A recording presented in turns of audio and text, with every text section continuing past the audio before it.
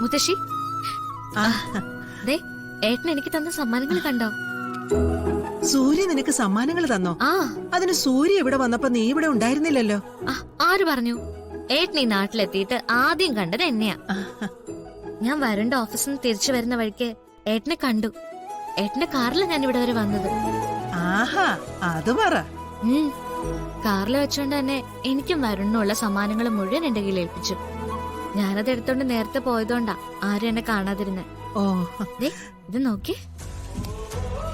ആഹാ.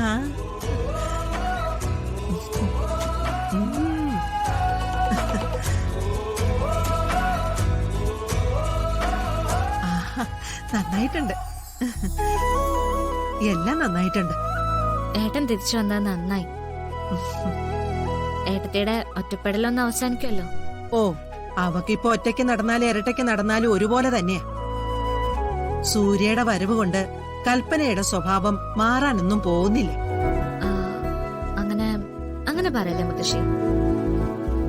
ഏട്ടനോട് പറഞ്ഞ് ഞാൻ അവരുടെ ജീവിതം ഒന്ന് സെറ്റാക്കും. നോക്കിക്കോ.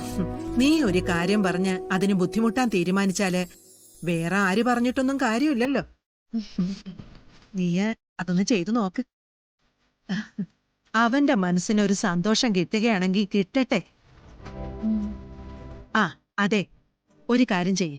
സൂര്യ തന്ന ഡ്രസ്സോ ആഭരണങ്ങളോ ഒക്കെ ഒന്ന് അണിഞ്ഞിട്ട് വന്നേ. അയ്യോ, അത് പറ്റില്ല മുത്തശ്ശി.